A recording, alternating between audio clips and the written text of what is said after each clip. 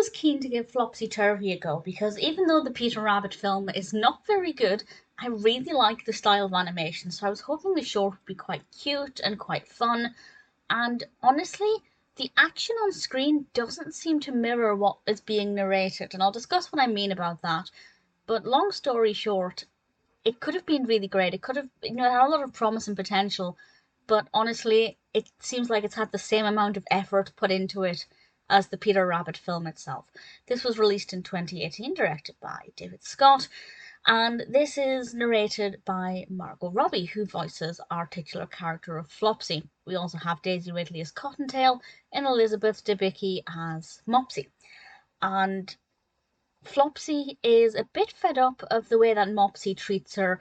Flopsy doesn't have the same abilities as the other two rabbits, and Mopsy kind of puts her down because of this. So Flopsy tells us that she's going to do what her mother and father used to always tell her, and that was to take action from the heart.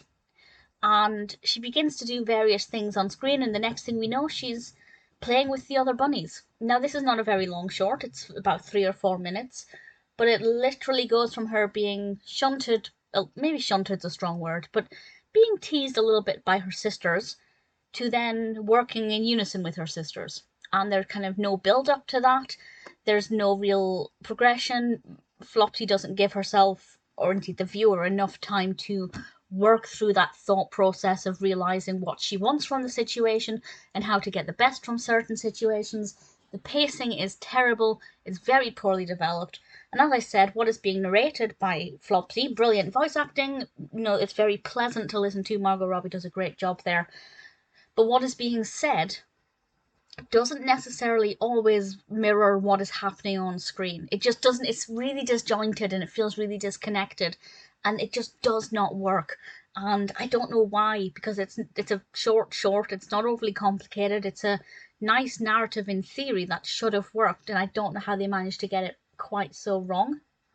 But then the entire Peter Rabbit film is less than great, and I'm not entirely sure how they managed to get a sequel out of that either, because while I'm sure maybe just young children love it, but when I talk to other people, adults, I've not really spoken to anybody who I know has actually enjoyed it. But feel free to let me know if you're a fan of it. If you like it, that's great. There has to be an audience for every film most of the time.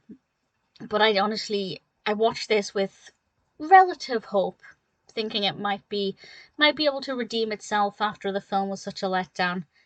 And honestly, it's a really poor short. The animation quality is beautiful, although the rabbits don't necessarily look quite as pleasing as I remembered them to look in the Peter Rabbit film. I think that's just the way I've remembered them. But the actual quality of animation, the editing, it's all, very sharp and very sleek. But aside from some, soothing, dulcet tones of Margot Robbie speaking as Flopsy, it's a bit of a mess. And honestly, a bit of a letdown.